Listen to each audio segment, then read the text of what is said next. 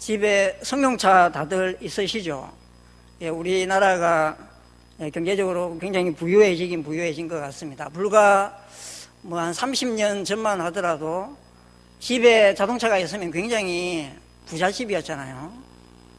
거의 자동차를 소유한 집을 찾기가 힘든 그런 시절이 있었는데, 요즘은 웬만한 집에는 다 자가용이 있습니다.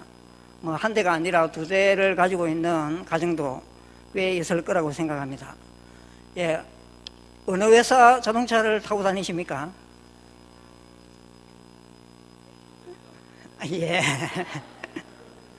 저는 삼성차의 원조 모델, 삼성의 최대 실수작이라고 불리우는 1세대 CM5를 타고 다닙니다. 01년식이고 LPG로 개조한 차를 아는 분이 타고 다니시다가 폐차하기가 아까워서 이제 저를 주셨어요. 예, 타보니까 삼성의 최대의 실수작, 별명이 이해가 되었습니다. 이 삼성이 망한 이유가 처음에 자동차 산업에 이제 진입을 하면서 이 SM5를 너무 잘 만들어서 차를 바꾸지 않아서 망했다는 그런 이야기가 있습니다. 예, 믿거나 말거나인데요. 예, 사실 이제 이 자동차 산업에 뛰어들면서 삼성이 관련 기술이 없다 보니까 어떻게 했느냐 하면 일본 닛산에서 한 10년 정도 검증된 차량, 일본에서 이제 굴러다니면서 문제 있는 것들 다 고친 검증된 차량을 부품을 다 들여와서 국내에서 조립만 해서 내다 팔았어요. 그게 1세대 SM5입니다. 이 차종과 거의 같은 시기에 출시된 현대자동차의 동급 차량이 무엇인지 혹시 아십니까? UEF 소나타입니다. 예. 도로를 달리다 보면요, 지금도 1세대 SM5는 심심찮게 눈에 띕니다. 그런데 UEF 소나타는요, 찾아보기가 힘들어요. 제가 오늘 설교 이제 서두를 준비하면서 오늘 부산의 교회에 오면서 도로 위를 달리는 자동차를 유심히 살펴봤습니다. 직접 헤아려 봤는데요, 저희 집에서 여기 교회까지 오는데 2시간이 채 걸리지 않는데, 오는 길에 도로에 달리는 자동차를 다 살펴봤는데, 몇 대를 발견했느냐 하면요, 1세대 SM5는 10세대를 발견했습니다. 그런데 UEF 소나타는 8대를 발견했어요. 그것도 8대 중에 4대는 우선에서 보았습니다. 현대공화국이잖아요. 아침에 집에 애들을 교회에 태워주고 제가 이곳 교회로 오는데, 애들 태워주는 한 30분 그 사이에 4대를 보았어요. 여러분, 실제 판매된 차량 대수를 감안하면요, 사실 이 SM5와 UEF 소나타의 생존율은요, 비교가 안 됩니다. 소나타가 훨씬 많이 팔렸거든요. 그런데 지금 살아서 돌아다니고 있는 차량을 보면요, SM5가 훨씬 많습니다. 제가 무슨 이야기를 하고 있습니까? 1세대 SM5 차 잘 만들었다, 이 이야기를 하고 있습니다. 내구성이 굉장히 좋다, 이 이야기를 하고 있죠. 이 이야기를 제가 어떻게 풀어가고 있습니까?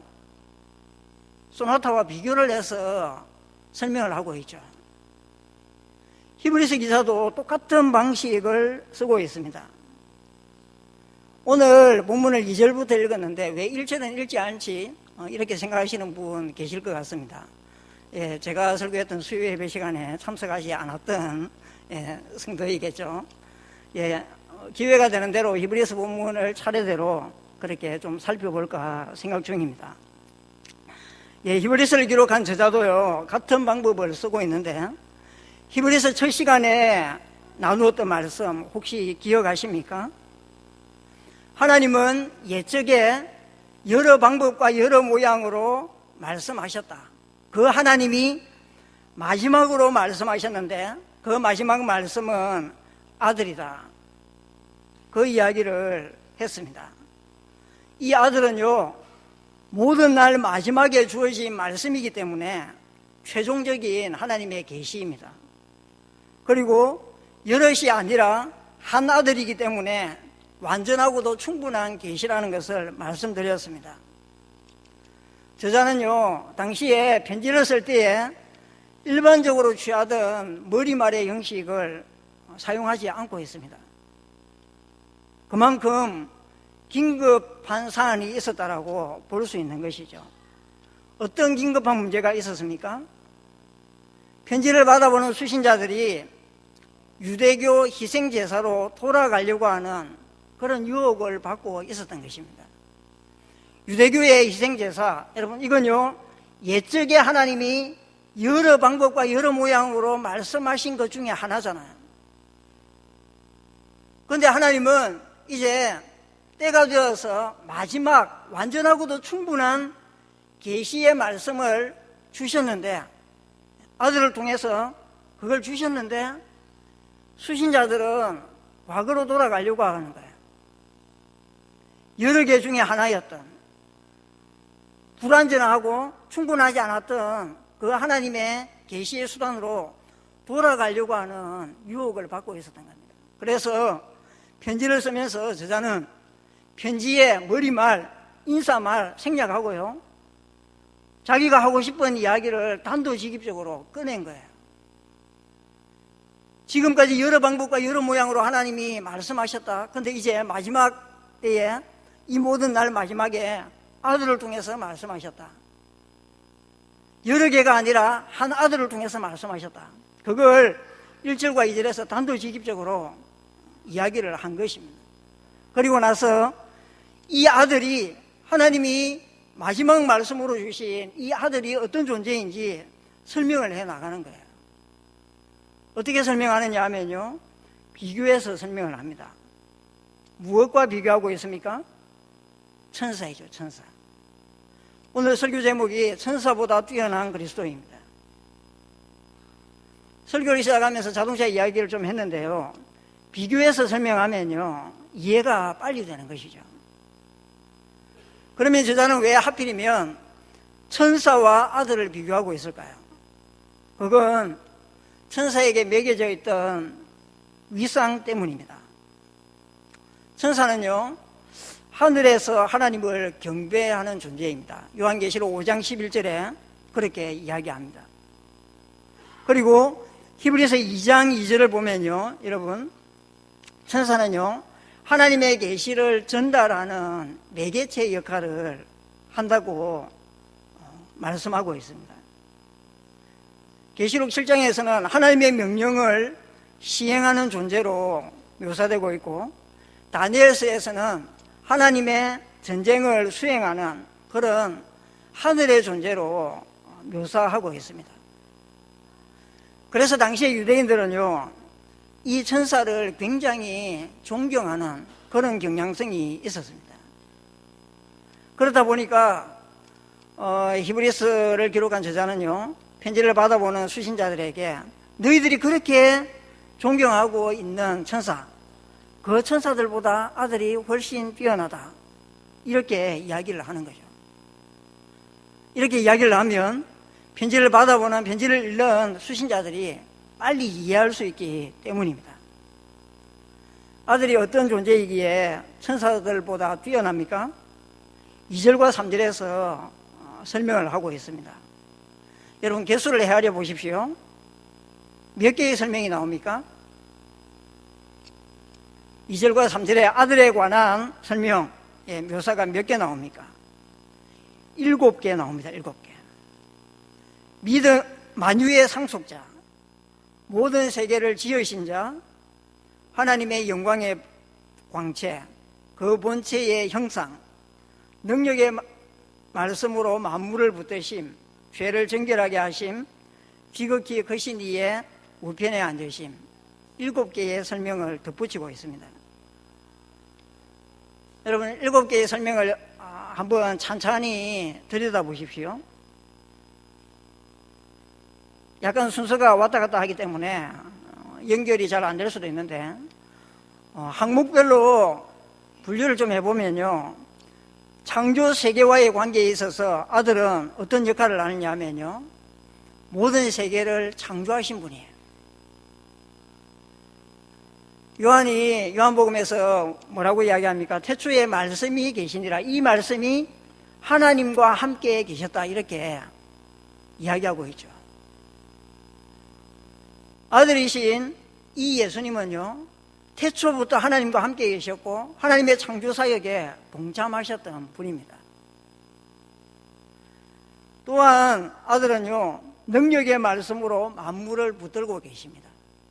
지금 현재 아들이 하시는 사역이죠. 만물을 창조하신 사역이 과거에 행하신 일이라면 아들은 지금 어떤 일을 하고 계시느냐 하면 이 만물을 능력의 말씀으로 붙들고 계신다는 거예요. 어떤 사람들은 하나님이 세계를 만든 이후에 시계의 태엽을 감아 놓듯이 프로그램을 짜두고 지금은 일체의 관여를 하지 않고 있다, 이렇게 주장하는 사람들이 있습니다. 그렇지 않다는 거죠. 이 세계가 굉장히 안정적으로 운영되고 있는 그 중심에는 누가 있느냐 하면 아들이 있다는 거예요. 아들이 능력을 행사하고 있기 때문에, 능력의 말씀으로 만물을 붙들고 계시기 때문에 이 세계가 안정적으로 유지되고 있다, 이렇게 이야기를 하는 것입니다. 창조세계와의 관계에 있어서 아들은 만유의 상속자가 되십니다. 이건 미래에 일어날 일이죠. 온 우주 만물을 상속하게 되실 분이 아들이라, 그렇게 이야기를 하는 겁니다. 물론 미래에 일어날 일이라고 해서 지금 현재 아들이 만유의 상속자가 아니다, 그런 의미는 아닙니다. 하나님과의 관계에 있어서 아들은 어떤 존재입니까?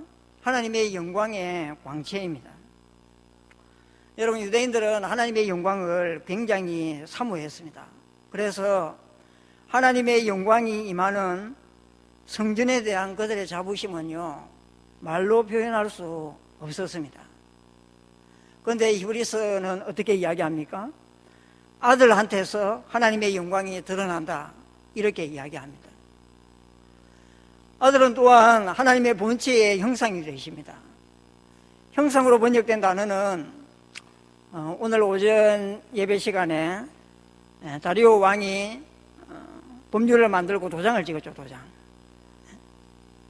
이 황제가 칙서를 만든 후에 거기에 왁스를 바르고 그 왁스 위에 인장 도장을 찍으면요, 그 왁스에 도장 자국이 남겨지잖아요.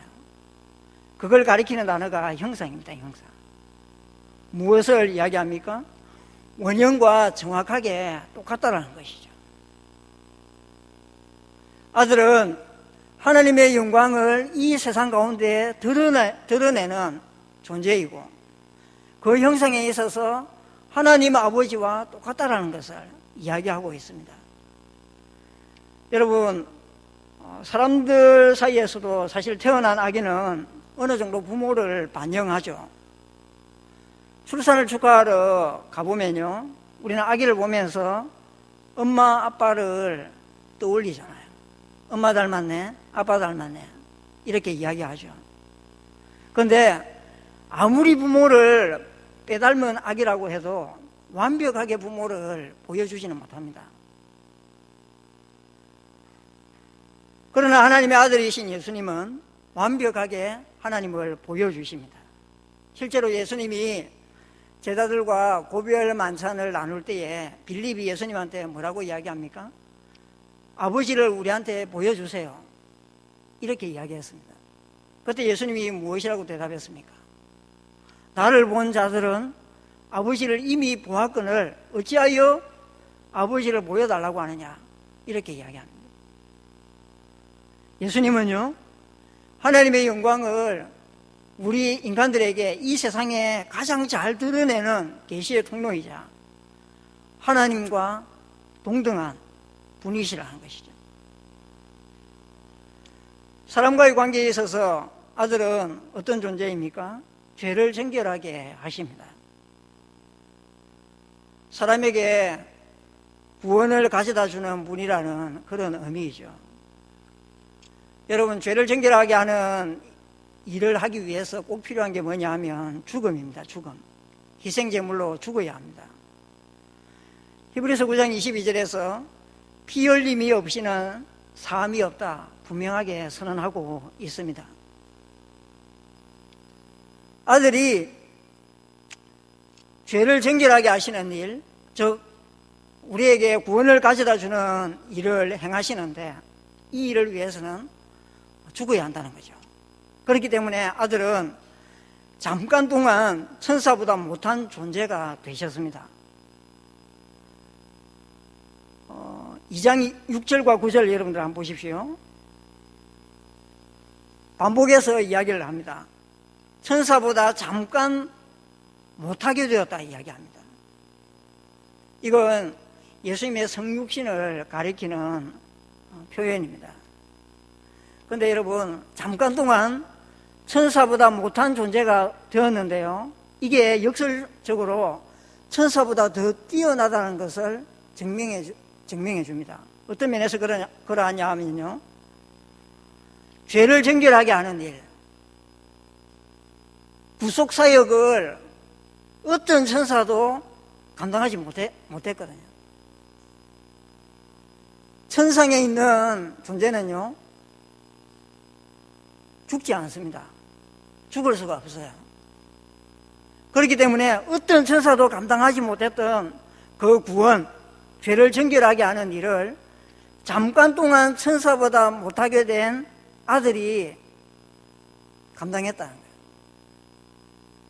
잠깐 동안 천사보다 못하게 되었지만은 그게 결과적으로 천사보다 훨씬 뛰어나다는 것을 보여주게 되었다는 거죠. 죄를 정결하게 하는 일을 하시고 아들은 높은 곳에 계신 지극히 크신 이의 우편에 앉으셨습니다.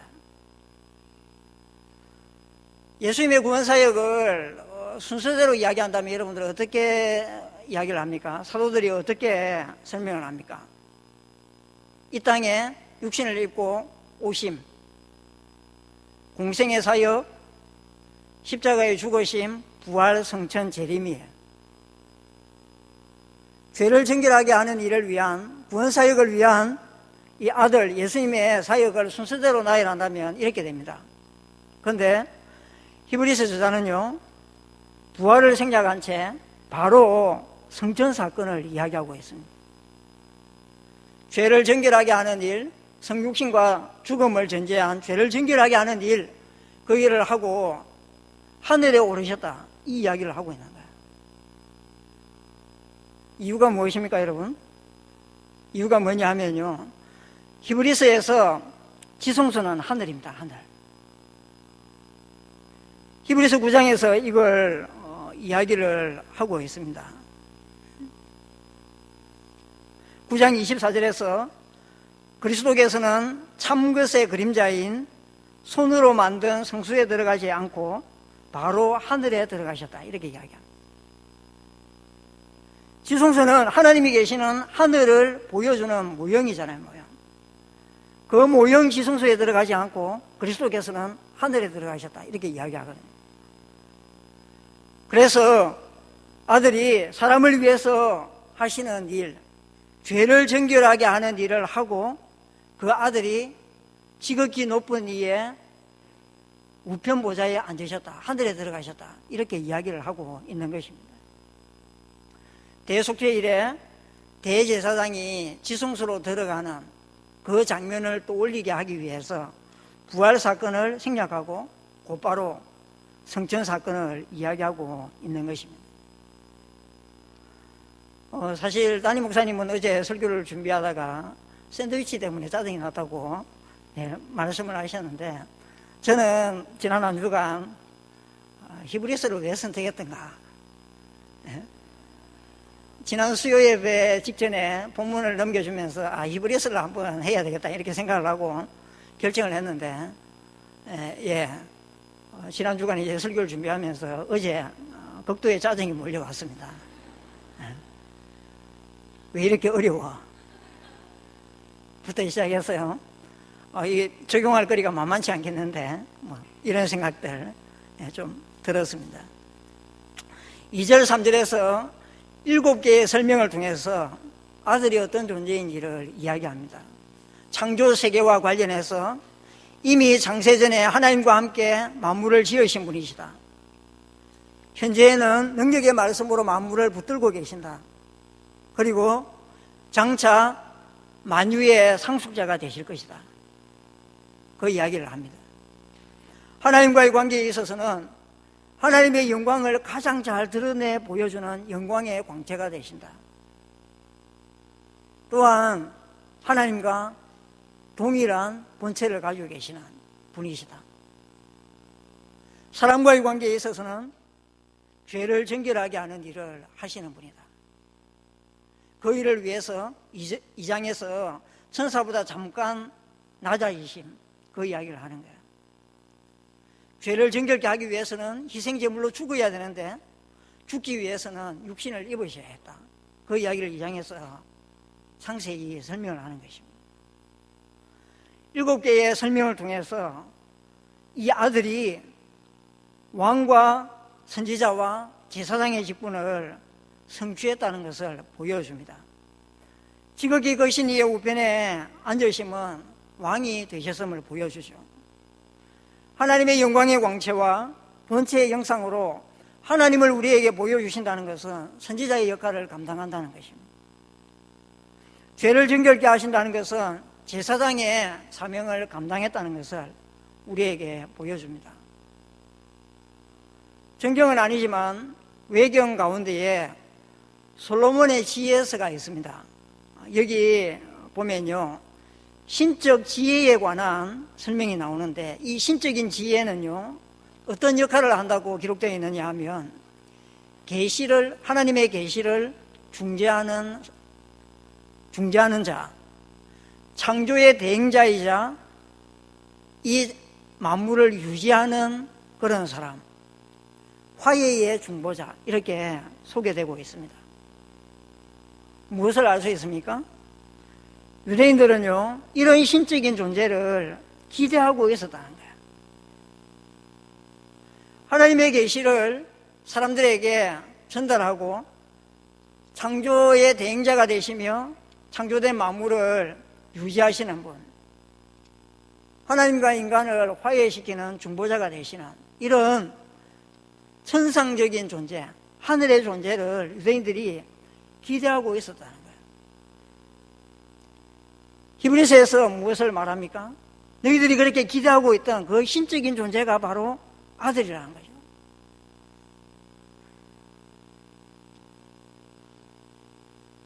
저자는 5절부터 천사보다 아들이 더 뛰어나다, 이걸 증명하기 위해서 구약 성경을 인용합니다.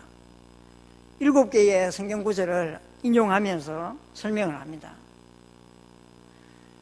여기에서 아들의 본성적인 권위가 천상의 존재인 천사보다 훨씬 뛰어나다는 것을 설명합니다. 이건요, 처음 인용과 마지막 인용의 도입말을 보면 알 수 있습니다. 5절과 13절을 여러분들 한번 보십시오. 뭐라고 질문하고 있습니까? 하나님이 언제 천사 중 누구에게 이렇게 말씀한 적이 있느냐? 이렇게 질문하고 있죠. 이렇게 질문하는 것은 어떤 대답을 기대하고 질문하는 것입니까? 없다라는 거죠. 지금까지 하나님은 한 번도 천사를 향해서 이런 이야기를 한 적이 없다. 그 이야기를 하는 것입니다. 첫 번째부터 세 번째 인용구는요, 하나님이 직접 낳으신 아들과 그 아들에게 경배하는 천사들을 우리에게 보여줍니다. 처음 인용구는 시편 2편 7절을 인용한 것인데 아들 신분에 대한 하나님의 선언입니다. 오늘 내가 너를 낳았다 선언하죠. 두 번째 인용에서는요, 사람들 앞에서 아들 신분을 하나님이 공포하고 있습니다. 너는 내 아들이 될 것이다. 공포하고 있어요. 하나님이 아들이라 선언하고 공부하셨기 때문에 이제 이 땅에 있는 모든 존재는 그에게 경배하는 게 마땅합니다. 그에게 경배하는 데 있어서 예외가 되는 존재는 없다는 거죠. 심지어 모든 천사도 하나님의 아들에게 경배해야 한다. 그게 세 번째 인용구절이 보여주고 있습니다. 네 번째부터 여섯 번째 인용구는요, 네 번째 인용구는 천사에 대해서 이야기를 하고, 다섯 번째, 여섯 번째 인용구는 아들에 대한 것이잖아요. 대조를 이루는데 일단은 분량에 있어서 큰 차이가 나죠. 천사에 관한 설명은요, 두 절밖에 되지 않아요. 그런데 아들에 관한 설명은 10절이나 됩니다. 분량의 차이를 통해서도 아들이 천사보다 훨씬 뛰어나다, 이걸 이야기를 하는 거예요. 내용에 있어서도 마찬가지입니다, 여러분. 바람과 불꽃, 피조물이라는 거죠. 하나님이 천사를 바람으로 삼으신다. 천사는 피조물에 불과하다는 거예요. 바람과 불꽃 오래 갑니까? 오래 가지 않죠. 순식간에 사라지잖아요. 무엇을 말해줍니까? 천사는 하나님이 만드신 피조물에 불과하고 영원히 가지 않는, 잠깐 있다가 사라지는 존재라는 것을 보여주는 겁니다.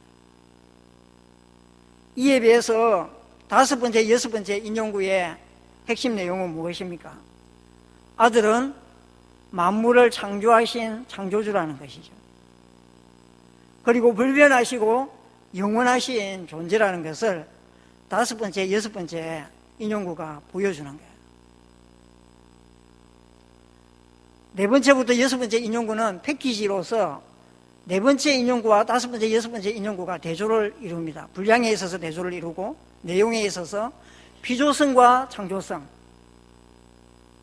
그리고 잠깐 있다가 사라지는 것, 불변하며 영원한 것, 대조를 이루는 거예요.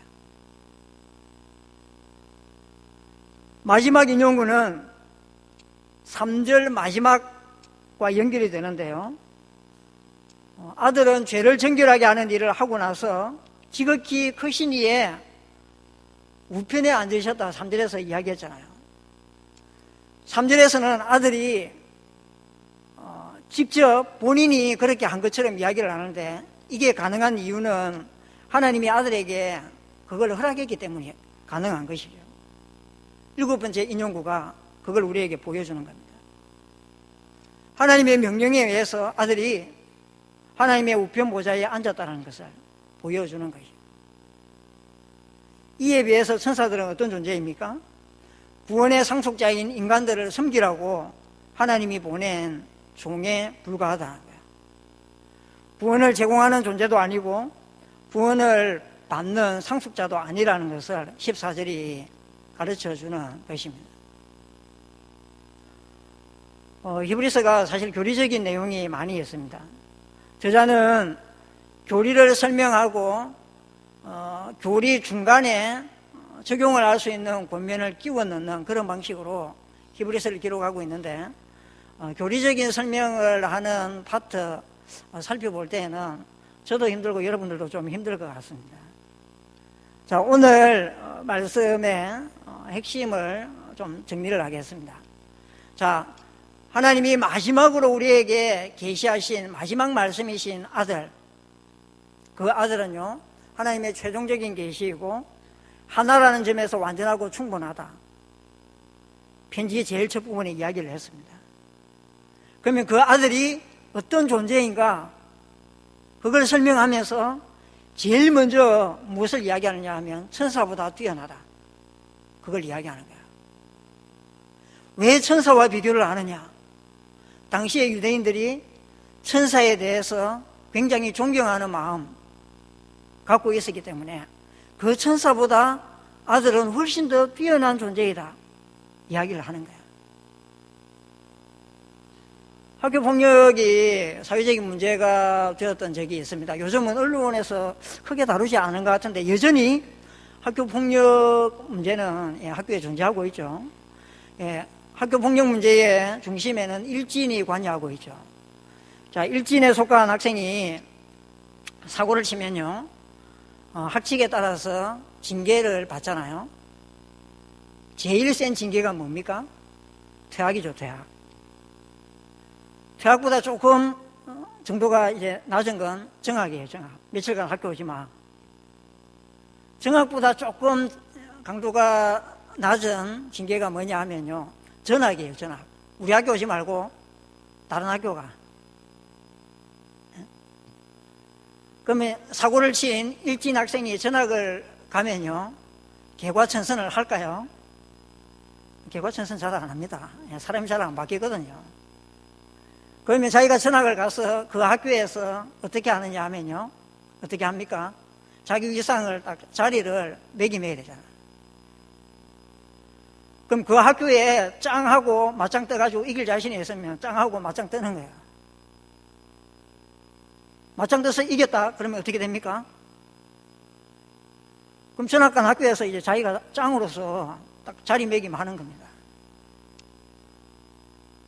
히브리서 저자가 아들이 뛰어나다라는 것을 이야기하면서 천사와 제일 먼저 비교하는 이유가 여기 있는 거예요. 너희들 그렇게 높은 존재로 생각하고 있는 천사, 그 천사보다 사실은 아들이 더 뛰어나. 그 설명을 하는 거예요.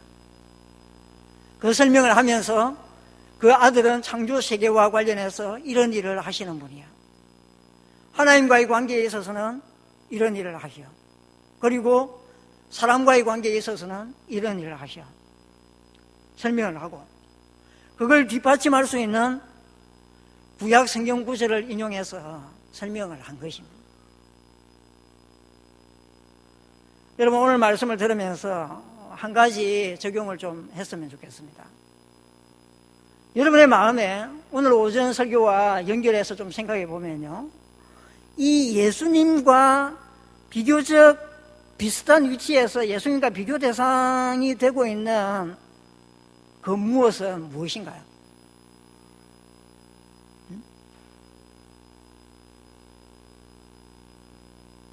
예수님, 이것. 둘 중에서 갈팡질팡. 예수님 한 분이면 충분하다. 오늘 찬양도 우리가 그렇게 했는데, 예배 전에. 어린 양, 그분이면 충분하다. 이렇게 이야기했는데, 예수님만으로 충분하지 않은 것 같아. 뭔가 다른 게 있어야 할 것 같아. 그게 뭔가요, 그게?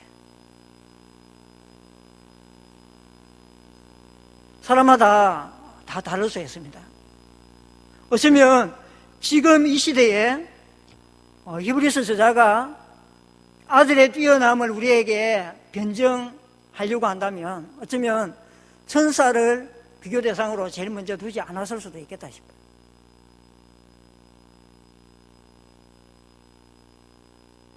물질? 명예? 아니면 또 다른 어떤 것? 이 시대에 모든 사람들이 쫓아가고 있는, 심지어 교회에 다니고 있는 사람들 중에도 상당수가 쫓아가고 있는 예수님보다는 이거야 생각하는 그 무엇과 비교해서 설명했을지도 모르겠다 싶어요. 여러분, 그게 무엇입니까? 여러분에게 그것은 무엇입니까? 그걸 스스로에게 한번 질문 던져보십시오. 아들이신 예수님은요, 그것보다 훨씬 뛰어난 존재입니다. 오늘 말씀을 정리하면서 그것 하나 적용했으면 좋겠습니다.